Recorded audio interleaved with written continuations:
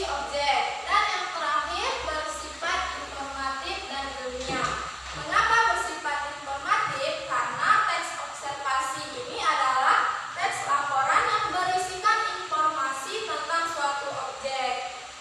Kemudian ada struktur teks hasil observasi. Yang pertama itu ada pernyataan umum. Nah, di bagian pernyataan umum ini berisikan bagian awal atau gambaran umum tentang objek yang akan kita deskripsikan atau teks yang akan kita observasi. Kemudian yang kedua itu ada bagian deskripsi bagian. Nah, pada bagian ini kita akan menjelaskan atau menulis rincian objek yang telah kita amati. Setelah struktur ini, Ibu akan memberikan contoh teks laporan observasi.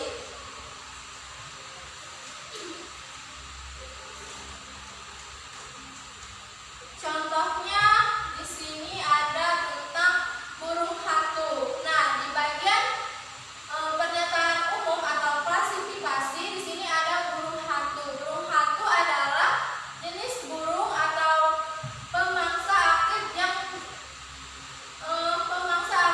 yang di malam hari.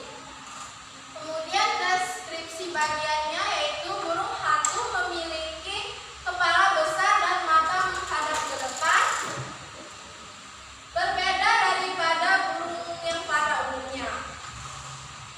Nah, sampai di sini apakah ada yang ingin ditanyakan? Tidak, Bu. Apakah sudah paham? Paham, Bu. Baiklah, di sini Ibu akan menjelaskan bagaimana cara membuat teks observasi. Jadi yang pertama itu kita harus menentukan objeknya terlebih dahulu yang akan kita buat laporan observasinya. Kemudian lalu kita akan mengamati objek yang akan kita buat dan menyusun fakta berdasarkan objek yang akan kita hasilkan. Kemudian kita saat membuat teks hasil observasi, kita harus memeriksa kembali agar tidak ada opini pribadi di dalamnya, karena itu tidak boleh. Sampai sini apakah sudah paham? Paham, Bu. Tidak ada yang ingin ditanyakan? Tidak ada. Di sini Ibu akan memberikan tugas kelompok. Silakan dibagi duduknya per kelompok.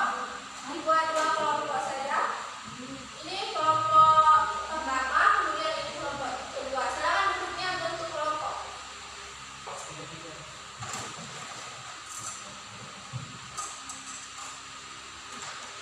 Jadi tugas kelompoknya adalah di sini Ibu ada objek tentang bunga. Ada yang tahu ini bunga apa?